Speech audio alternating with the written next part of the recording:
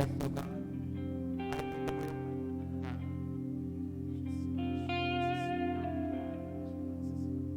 maraming salamat po sa gabing ito, Panginoon. Inipon po ngayon at alam po namin na kami magpupuri sa inyo, Panginoon, at hipuin niyo po yung mga taong wala pa po rito, Lord God, at para maisip po nila at maalala nila, meron po silang obligasyon sa inyo, Lord. Maraming salamat po, Panginoon, sa gabing ito, Lord God, at kami patuloy na magpupuri sa inyo kahit po kami lang po at alam po namin na kasama namin kayo ngayong gabi, Panginoon. Maraming salamat din po sa aming kapatid na magpapayag ng salita niyo, Lord God. At thank you po, Panginoon, sa lahat ng meron kami ngayon. Maraming salamat. Amen.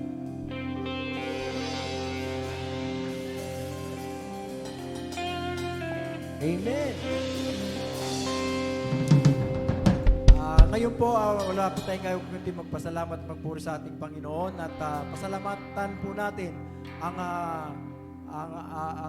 pinagkakalob ng Diyos sa atin at pasalamatan natin ang mga biyayang galing sa Kanya at pasalamatan natin ang lakas natin na nagmula sa Kanya at tayo po yung magpapasalamat at magpupuri ngayon. Amen?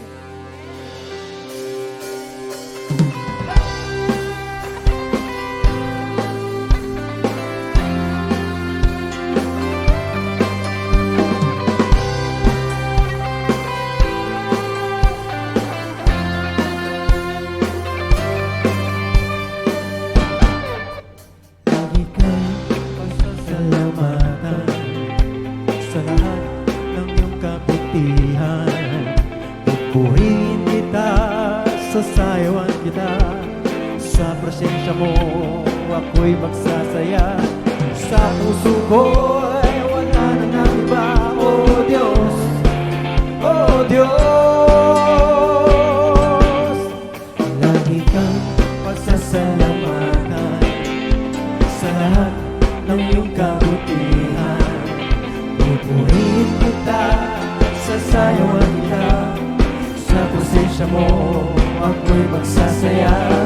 Sa puso ko'y wala nang ang iba. Oh Diyos, oh Diyos, at lagi kong nararanasan ang pag-ibig mong hindi kaya tumbasan ang kahit na sino pa man. Wala namang higit pa sa iyo, pagmamahal o ang mapagkat. Ikaw ang Diyos na tapat kailan pa man. Ang ika'y pasasalamatan sa lahat ng iyong kabutihan. Purihin kita, sasayawan kita. Sa presensya mo, ako'y magsasaya. Sa puso ko'y wala nang ang iba. Oh Diyos, oh Diyos, pagkat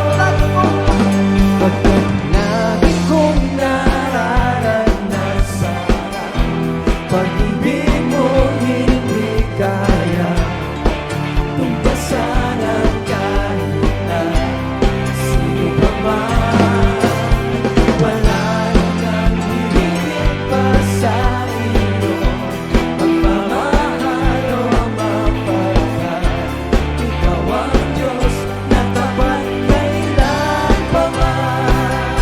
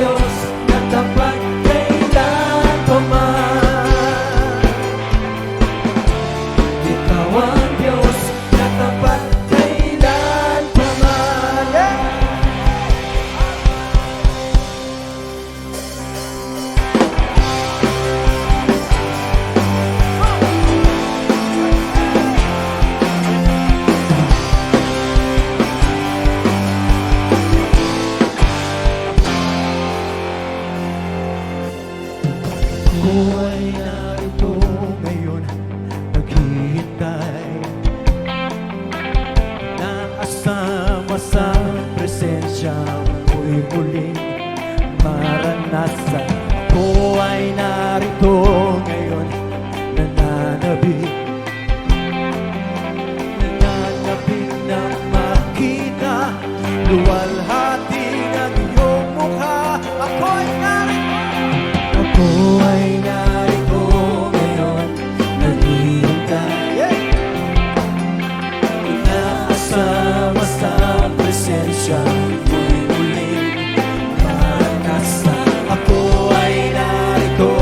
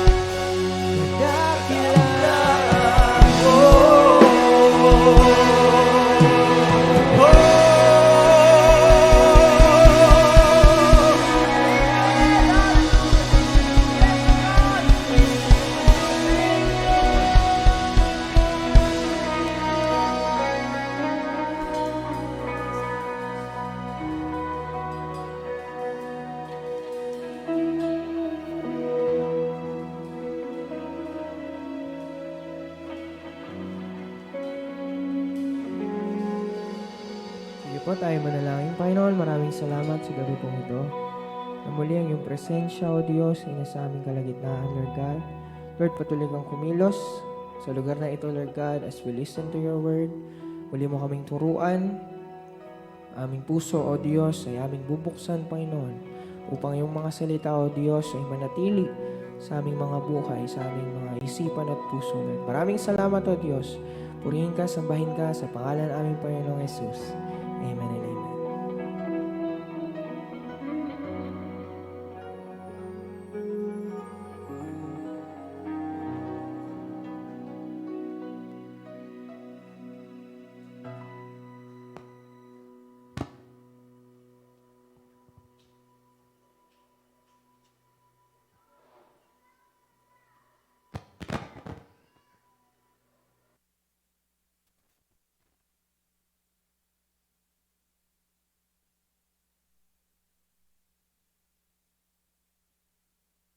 Amen. Tayo po ba'y pinagpala ngayong umaga, ngayong gabi?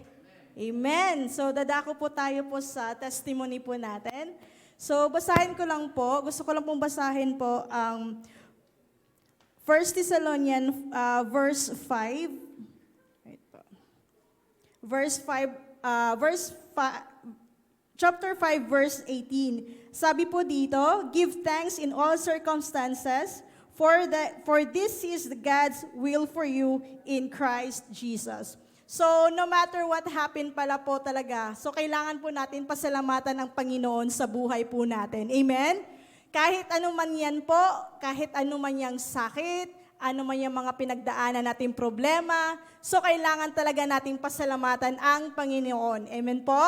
So, sino pong gusto pong mag-una po na mag-testimony sa ginawa ng Panginoon?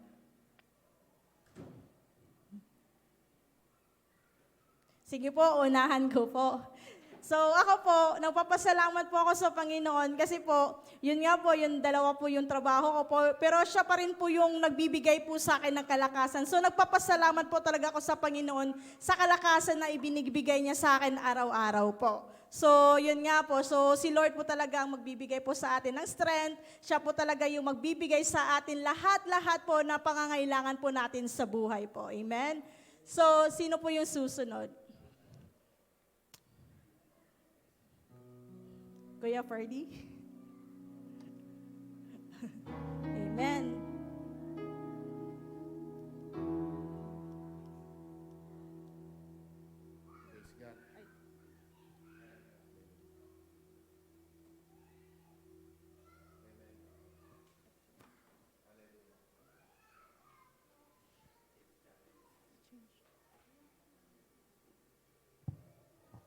Ako nagpapasalamat kay Lord sa gabing ito, sa ginawa niya sa aking buhay, sapagkat siya ang nagbibigay ng kalakasan sa akin sa araw-araw.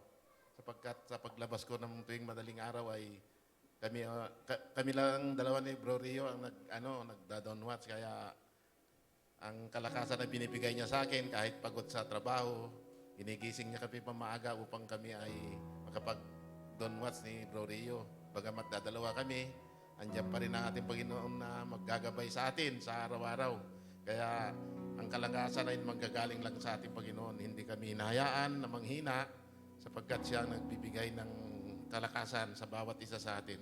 Kaya nagpapasalamat ako kay Lord dahil walang sawa na paggabay niya sa amin, sa aming gawain. Maraming salamat. Amen. Talagang tunay po na si Lord po talaga ang magbibigay po sa atin ng kalakasan. Kahit isa o dalawa man ang magkatipon-tipon, talagang po ang presensya ng Panginoon ay sa kalagitnaan po sa ating pananampalataya, panalangin sa pang-araw-araw nating buhay po. Sino po ang gusto pong sumunod na magbigay po ng testimony?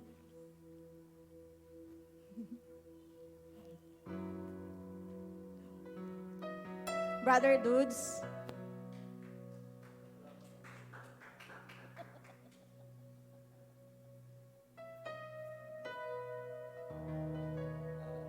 Amen.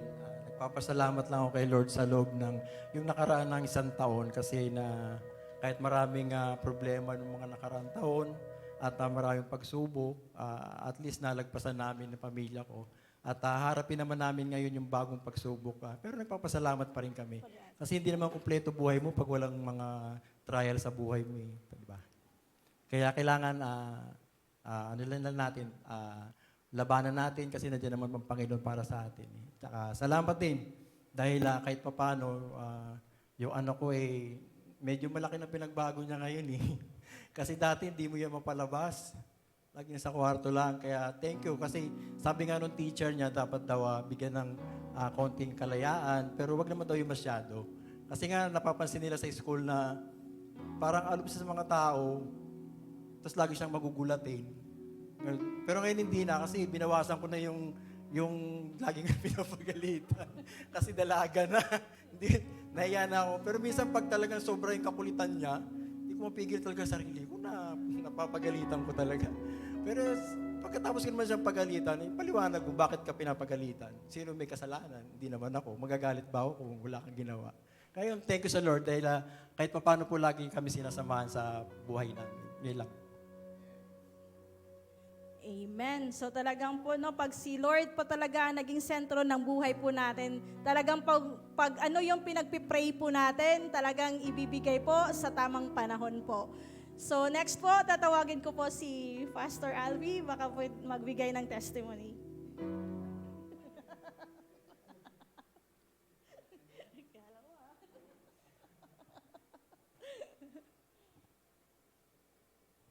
Amen. So, nagpapasalamat po ako sa Panginoon sa pagkilos niya po sa aming buhay, especially po sa akin, na bagamat dumadaan sa mga pagsubok, still, He is changing me from His glory to glory. At I pray na mas this year, malakaran ko, magawa ko yung pinapagawa ng Panginoon, especially sa aking buhay, maging sa aking pamilya. Amen.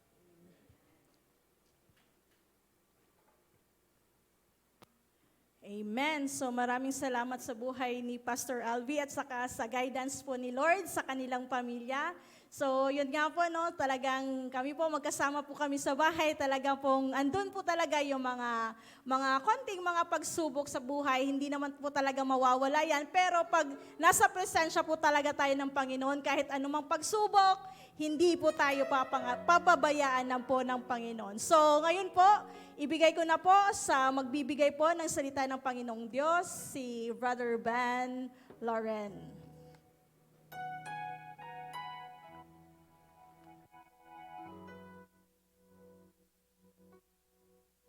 Magandang gabi po sa bawat isa. Medyo nakabahan ako. So, ayun po. Magandang gabi po muli sa bawat isa at sa mga kasama po natin sa live stream. So, dumako na po tayo sa pag-aaral ng salita ng ating Panginoon. So, ito po ay maikling exhortation lang po. So, ang pag-uusapan po natin ngayon is about pa rin po sa crossing over the River Jordan. Ayan. So, pinamagatan ko po itong the order to cross the River Jordan. Ayan. Ulitin ko po the order to cross the River Jordan. Ano ba yung mga kailangan nating steps? Ano ba yung mga bagay na kailangan na kumbaga, maisa puso at maisa isip natin in order for us to cross the River Jordan? Ano ba yung land na gusto mong maposes ngayong taon na ito? Yan. Di ba po ang ating church, ang pinaka nais po ng ating church ngayon is, ayun nga, humayo, magkaroon ng iba't ibang churches sa iba't ibang lugar. Yun po yung land na nais ng church natin na maposes. Isa buhay po ba natin? Yan. Personally, as we cross this river sa buhay po natin, ano yung land na gusto mong, yung nais mo na maposes ngayong taon na ito? Okay? So, ayun po. So, ang verse po natin ay Joshua 1, yun pa rin po, Joshua 1, 10 to 18. Yan, basahin po natin. Sabi po dito, Joshua then commanded the officers of Israel, Go through the camp and tell the people to get their provisions ready. So kinumad niya po yung mga officers ng Israel. Sabi niya, mag-ready kayo.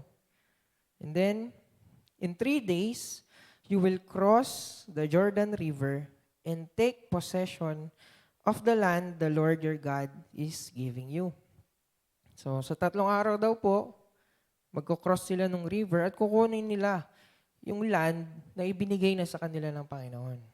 Okay? And then verse 12, then Joshua called together the tribes of Reuben, Gad, and the half-tribe of Manasseh. He told them, verse 13, remember what Moses, the servant of the Lord, commanded you.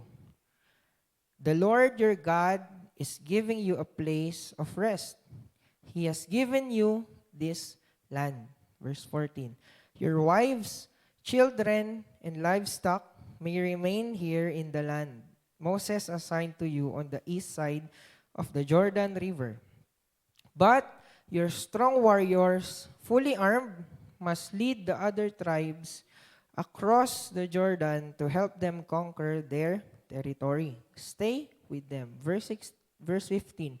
Until the Lord gives them rest, as He has given you rest. And until they too possess the land the Lord your God is giving them.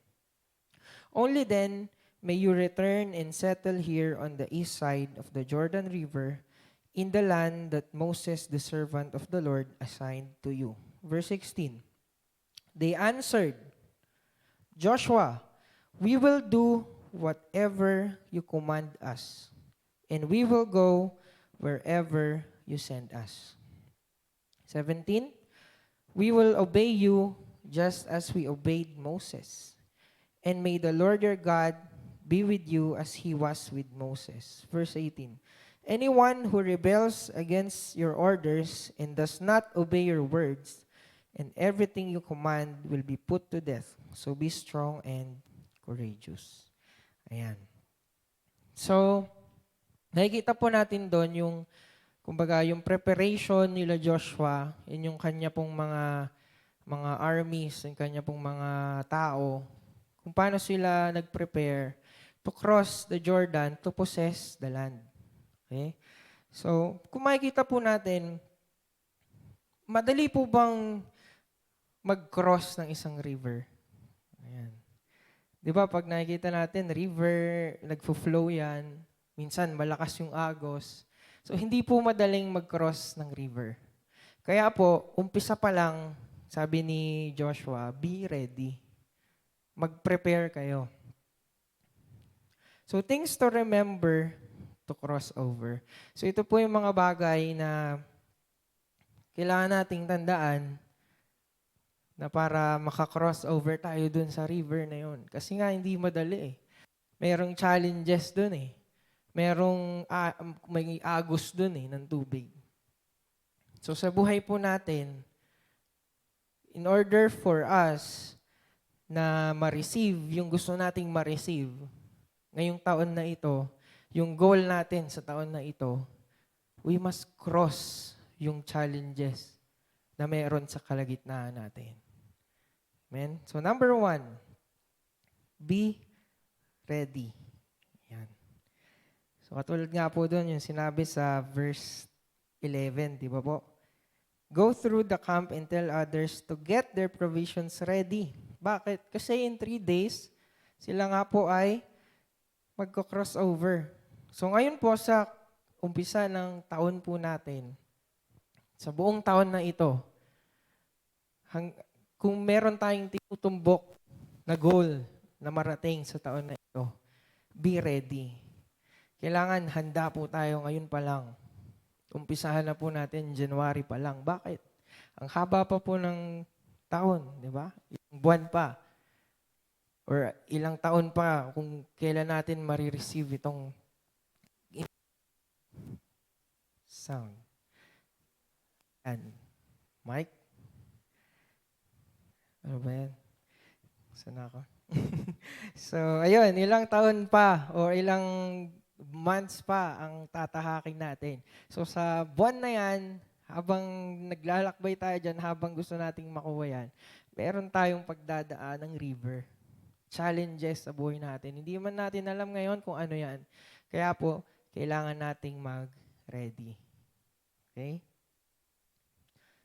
For example, sa basketball, ayan, di ba? Sino yung nagbabasketball? Ako po kasi hindi eh. Di ako marunong. Pero nakikita ko lang, mahilig lang ako manood. Pero di ako marunong. So sa basketball, di ba may tinatawag silang crossover? Yan, nagko-crossover. Bakit? Bakit nagko-crossover? Kasi merong nakaharang sa harap nila eh. Gusto nilang, kumbaga, malagpasan yon. Kaya kailangan nilang mag-crossover. Ganun din ang buhay natin. Meron mang haharang dyan na maabot natin yung kailangan nating abutin, kailangan mag-crossover ka pa rin. Kailangan ready ka. Meron kang tools, meron kang mga, kumbaga may training ka para malagpasan mo yung challenges na darating sa ating buhay. So, equip yourself. Kailangan nating, yun nga, equip yourself ng salita ng Panginoon, prayer, ano pa, yung mga kailangan natin para maabot natin yan. So, be ready. Number 2, take a step. Yan. So, ito po ay 4 lang. Nasa number 2 na po tayo. So, take a step. Dito rin po natin yan makikita sa verse 11. So, basahin po natin ulit. Go through the camp and tell the people to get their provisions ready. In 3 days, you will cross the Jordan River and take possession of the land the Lord your God is giving you. Pag sinabi pong take, diba, action yun eh. Kinuha, kukunin. So, meron tayong step na gagawin. At ito po ang maganda dito, yung sabi po sa pinakalas. And take possession of the land the Lord your God is giving you. Ibinibigay na po sa atin yan ng Panginoon. Yun po ang maganda doon. Ang kailangan na lang po natin gawin is take. Ano man yung nais mo, na goal mo ngayong taon, binigay na yan ng Panginoon sa'yo. Ang kailangan lang natin gawin, take a step, abutin po natin. Kahit merong challenges sa harap natin, merong nakaharang dyan sa harap natin, take a step. Abutin mo. Dahil nasa iyo na yan. Kukunin mo na lang. Amen? Amen. So the land is already given. Diba? Pag binigay sa'yo, ibig sabihin sa'yo na. Diba? Pag binigay sa'yo, hindi na sa kanya yun. Nasa iyo na yun. Kasi nga, binigay na sa'yo eh. E paano? Kung sabi sa'yo, sige, sa'yo na to. Hindi mo naman kinukuha. Wala rin. Hindi rin mapapa sa'yo kasi ayaw mo namang kunin eh. Di ba po? So, kung meron tayo sa buhay, sa ating pong church, di ba? Yung mga missions natin, yung mga ginagawa natin para ma-possess yung land, ibinigay na yan ng ating Panginoon. Kailangan lang nating gumawa to take a step. And then, it's already given. We only need to take it. Remember the promises of God. Sabi nga po, pag sinabi ng Panginoon, hindi na po yan, kumbaga, hindi niya yan binabali. Pag sinabi niya, sinabi niya. Sinabi niya ng Diyos, binigay niya na sa iyo yan eh. So, hindi na niya babawiin yun. Kailangan mo na lang talagang kumilos. And then, number 3. Number 3, sabi po, when one member has a need, it is the common need of the body. Yan, ulitin ko po When one member has a need, it is the common need of the body. Pag meron daw pong isang miyembro na may kailangan din po yun nating lahat. Buong tayo bilang isang pamilya sa church na ito. Pag isa may nangangailangan, ibig sabihin, tayo pong lahat apektado doon. Hindi lang po siya. Ay, doon naman yan eh. Sa Camellia naman yan. Ay, sa ano naman yan? Sa Paranaque. Sa Zambales. So, iisa po tayong lahat dito. Kung may kailangan sila, ibig sabihin kasama tayo doon. Amen? Tignan po natin sa verse 13 and 15. Doon pa rin po sa Joshua. Remember what Moses, the servant of the Lord, commanded you. The Lord your God is giving you a place of rest. He has given you this land. Your wives, children, and livestock may remain here in the land Moses assigned to you on the east side of the Jordan River. But your strong warriors, fully armed, must lead the other tribes across. Kasi po ito pong mga warriors na ito, yung mga kinausap po ni Joshua, kumbaga, nasakop na nila yung East Jordan. Tapos na sila, napossess na nila yung land, yung sa east ng Jordan. Ngayon, sabi dito, tulungan nyo yung ibang tribes na magpopossess naman nung West Jordan. So, inutusan po sila ni Joshua. So, kumbaga kung sila, okay na kami dito eh. Napossess na namin to eh. Settled na kami dito. Maganda na yung, kumbaga, ayos na. Tapos na yung river, yung challenges na dinaanan namin dito. Pero ano po yung sabi ni Joshua? Lead the other tribes across the Jordan to help them conquer their territory. Sila naman yung tulungan natin na i-conquer yung territory na ito. Sa buhay natin, di ba? We can help each other na mapossess yung mga bagay na nais nating mapossess or maabot sa buhay po natin. Tuloy po natin. Only then may you return and settle here on the east side. So pag napossess na daw nung ibang tribes, yung west side, pwede na silang, tsaka lang sila pwedeng bumalik doon sa east side of the Jordan River, in the land that Moses, the servant of the Lord, assigned to you. Ano po yung sabi nung mga warriors, nung mga sinabihan ni Joshua? Sa verse 16, sabi dito, they answered Joshua, we will do whatever you command us, and we will go wherever you send us. So sa atin po ba, handa po ba tayo, kumbaga, yung merong nangangailangan na isa sa atin or sa church na meron tayo, kahit sa ibang lugar, are we willing to help them? Are we willing to give our time, our effort, our money? Ano pa yung mga pwede nating maitulong sa kanila? To possess their land. Na makuha nila yung goal nila. Amen? Next. We should never refuse to help a brother in need because our own state is settled. Yun nga. So tingnan din po natin sa 1 Corinthians 12, verse 25 to 26. 1 Corinthians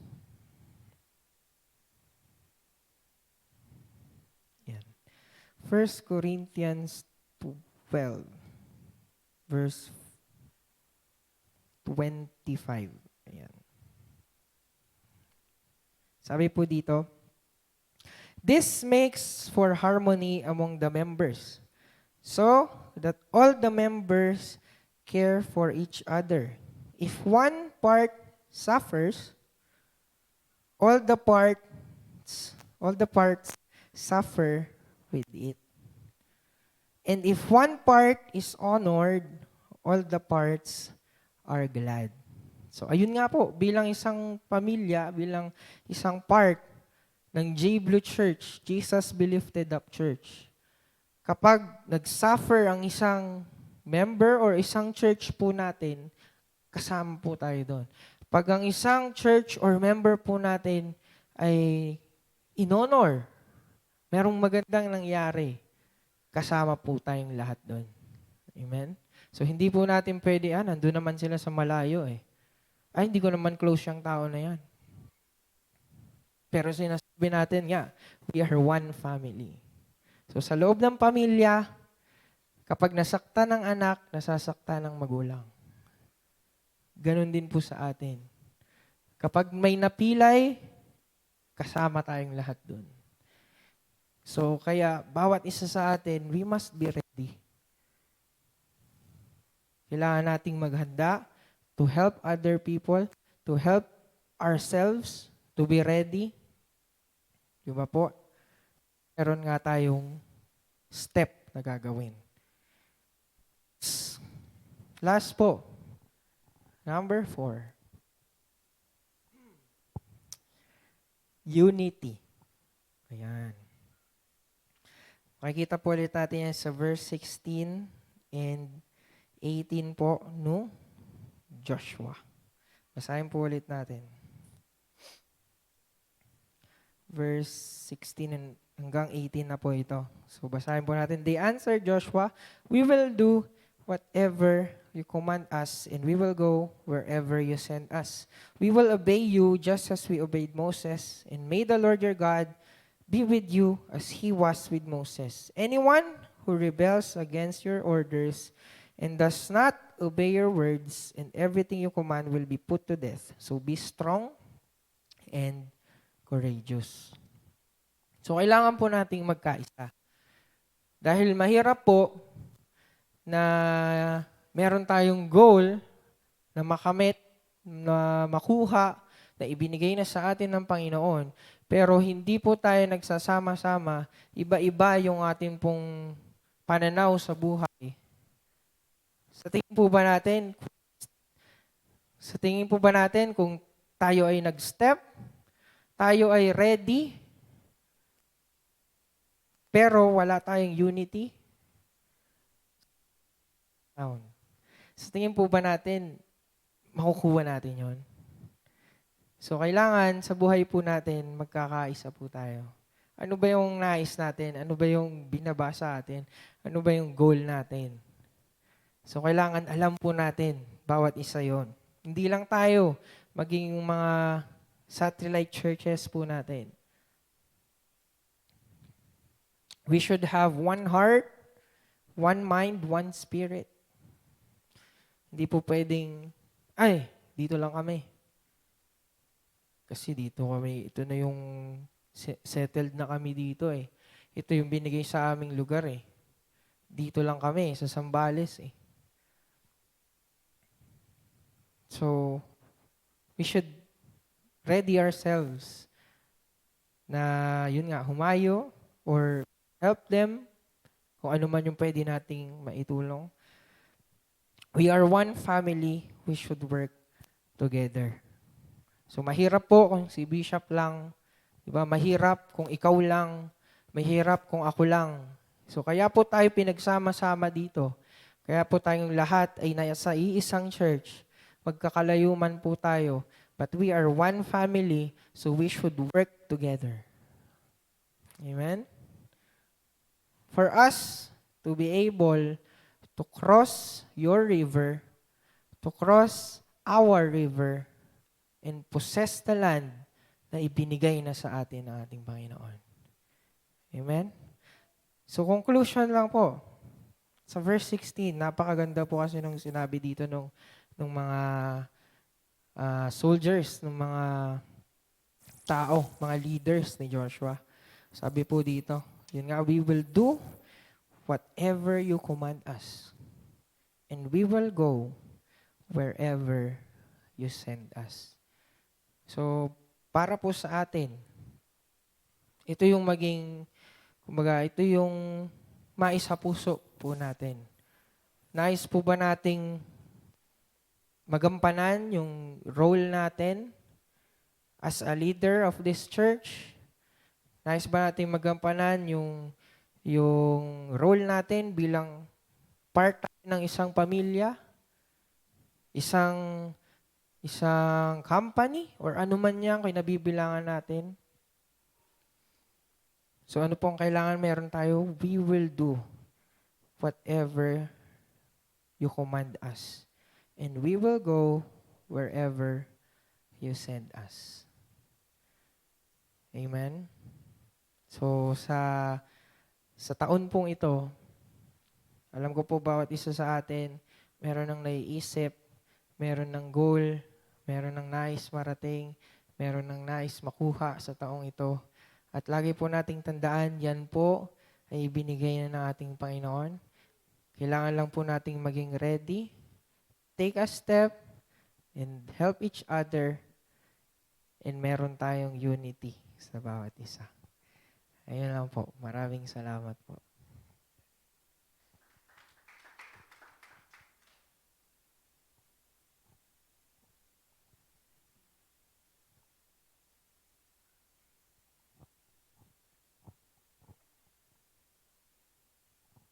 Okay, praise God. Sabi nga ay, let's be ready, no? And take a step dahil, praise God, sa unang buwan na ito ng 2023 ay natapakan na nila Bishop ang unang lupa na inihanda ng Diyos sa Jesus Be Lifted Up Church, no? Yung pong sa General Santos.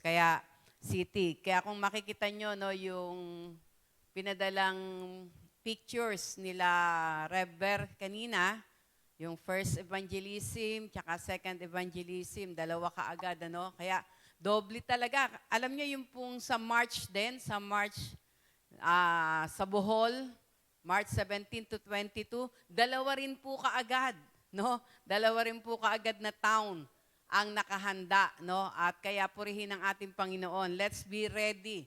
Dahil talagang sa ayot sa gusto natin ay nagbukas ang Panginoon at sabi nga, the Lord wants us to claim those lands, no? Nais na ating Panginoon na i-claim natin to for His glory. At itong 2023, inumpisahan niya ng doble-doble, no? Kaya ihanda tayo. Talagang kailangan na sabi nga ay yung support natin. Kaya alam ko na ang lahat ay pagpapalain ng ating Panginoon. Amen? No? Dahil sabi nga ay nagbubukas ang Panginoon ng mga lugar na kung saan tayo ay magiging daluyan ng pagpapala. Nakita natin, no, yung pinakitang lugar na yung sa first evangelism, yun yung place na ini-offer nila sa ating Panginoon na tatayuan ng Jesus Be Lifted Up Church. No? Kaya alam natin na kapag yon ay nasimulan, kailangan ang tulong. No? Katulad po nung nangyari doon sa Cagayan de Oro, na kung saan ay naramdaman nila na sabi nga po yung pagtulong ng bawat isa, no, sabi nga yung sa Jesus Be Lifted Up Church ay nandoon yung pagkakaisa, no? Kaya praise God at alam ko na sabi nga po nais ng ating Panginoon na talagang itong taon na ito ay buksan natin ang ating mga puso dahil naroon na pinate-take over na tayo ng Panginoon doon sa mga inihanda niya sa atin. Amen? No? Kaya purihin po ang ating Panginoon sa mga paalala na ito, no? Sa mga steps na ito na nais ng ating Panginoon na i-take heart natin. No po? Alam ko na within this month pa lang, no, ng January, talagang pupunuin ng Diyos yung ating mga puso para maging handa tayo. Po, kaya, yun, sa March, kasama si Will sa mission, ano? Kaya, lahat tayo ay pwedeng maging kasama if we desire it, no? Dahil sabi nga ng Panginoon, God will give us the deepest desires of our hearts. Amen. Kaya tayo ay yumuko at dumako tayo sa ating pagkakaloob. Father, we thank you sapagkat totoo ang inyong salita na ibinaba, Panginoon, sa pamagitan po ni Bishop Leo na nakahanda na, Panginoon, ang mga lupain na iyon na ipinangako nyo na iti-take over ng inyong mga anak. Sa pagkakataon na ito, Panginoon, hayaan niyo po na sa gawain ng pagkakaloob, Lord, ay maging handa kami, Panginoon. Lord, na maging bahagi doon sa mga ite-take over namin, Panginoon, na mga lupaino, Diyos, yung mga souls, Lord, na nangangailangan sa inyo, Panginoon. Handaan po kami, Panginoon, na makiisa, O Diyos, hallelujah, sa purpose na ito na nais nyo nagampanan ng Jesus Be Lifted Up Church as one, O God, before your sight, Lord. Salamat. We are truly grateful and we are rejoicing, O God, hallelujah, sa katagumpayan ng inyong gawain sa General Santos City. At Lord, kung paano po na ang lupang iyon, Panginoon, na tatayuan ng church ay ibinigay nyo, ibibigay nyo rin po, Panginoon, ang ipagpapagawa ng church sa lugar na iyon. At hayaan nyo po na mga anak nyo na titipunin sa lugar na iyon upang makapanambahan ng totohanan sa Espiritu at katotohanan. Lord, pagpalain nyo rin po sila, Panginoon. Ibuhos nyo, O Diyos, ang inyong kapangyarihan at inyong kalwalatian sa lugar na iyon. At tunay nga na kayo lamang ang maitaas, kayo lamang ang maitanghal. And as we give, Father God, Lord, ito ay seed, Panginoon. Ito ay buto, Panginoon. Hallelujah, na inilalaan namin para po maging bahagi sa gawain, Lord, na inihanda nyo sa taong ito ng 2023. At salamat sapagkat sinabi nyo, Panginoon, kayo ang nagpapalago ng mga buto, Panginoon. Kayo nagbubuhay nito, kayo ang nagpapalago, kayo ang nagbibigay ng mga bunga.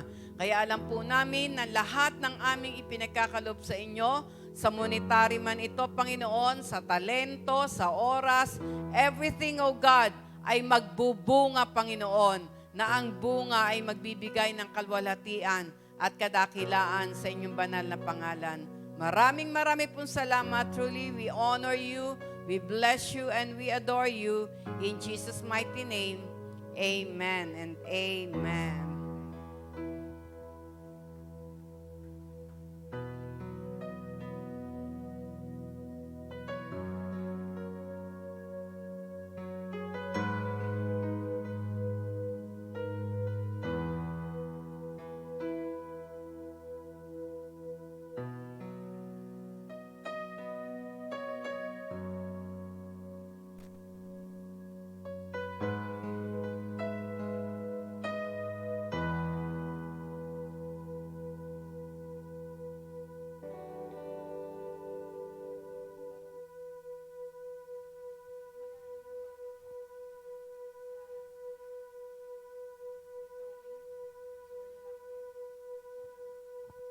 Sige po, so sa atin pong ilang announcement. So this coming Friday po, ayan, so last Friday po, soaking po tayo via Zoom. Sa tingin po namin is much better po na mag-Zoom tayo kasi po nakaka-join yung iba. Dahil nung mga nakaraan po, yung soaking po natin, hindi po marami pong hindi nakaka-attend. At least po kung via Zoom, nakaka-join po even sa ang Camellia at yung iba po nating mga kapatid from, sino pa po ba mga nag-join?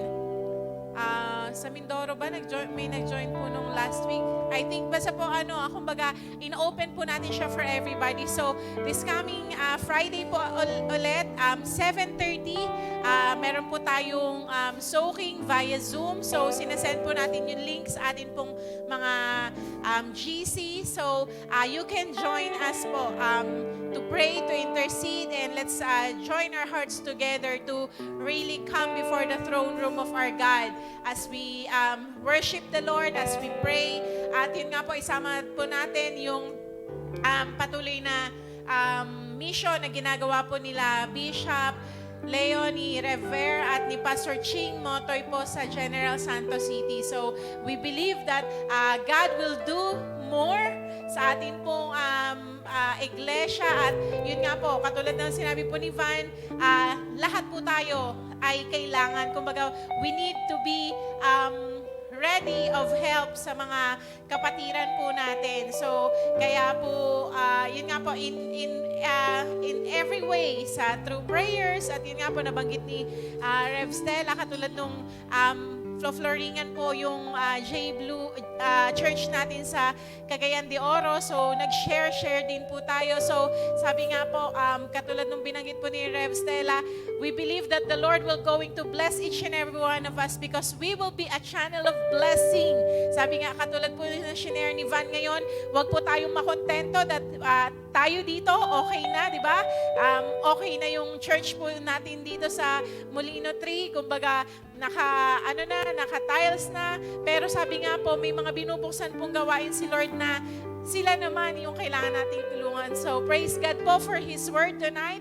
And I believe the Lord has installed something to each and every one of us. So, tayo pong lahat ay tumayo at tawagin po natin si Kuya Mike for our closing prayer. Can we just sing a song to the Lord bago po tayo mag-pray?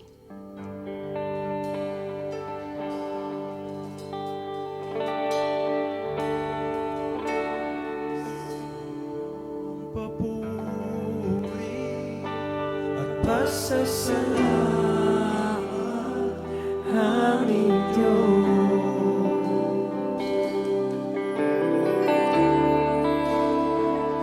Kalwalhatian at karangalan alay sa'yo.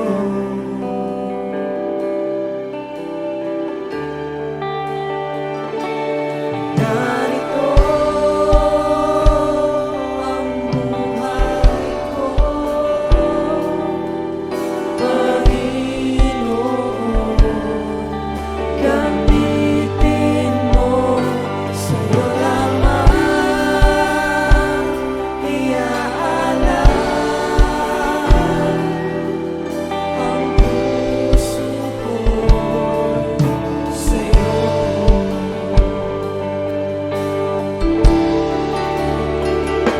Ika'y kasama kung ano ang ligaya na darama.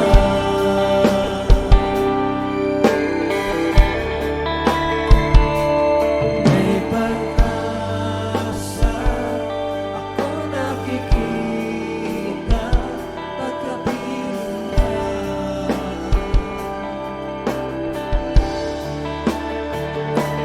Narito ang buhay ko, Panginoon, gamitin mo, sa'yo lamang iaalay ang puso ko'y narito. Ang buhay ko, Panginoon, gamitin mo, sa'yo lamang iaalay ang puso ko'y sa'yo. Ang puso ko'y sa'yo. Ang puso ko'y sa'yo.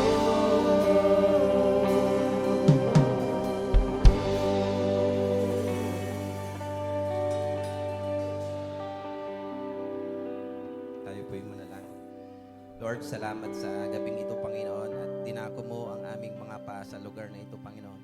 Para kami, Panginoon, ay makapakinig ng iyong banal na salita sa gabing ito, Panginoon. Lord, salamat sa salita mo na nahayag sa gabing ito, Panginoon. Nawa ito, Panginoon, ay pumasok sa aming tenga, Panginoon, at dumirtyo sa aming puso, Panginoon, at maisamuhay namin ito, Panginoon, na ayon sa iyong kalooban, Panginoon. Lord, salamat sa mga kapatiran naming nandito, Panginoon, at salamat sa tainga ng nakinig, Panginoon, sa iyong salita, Panginoon, Lord God.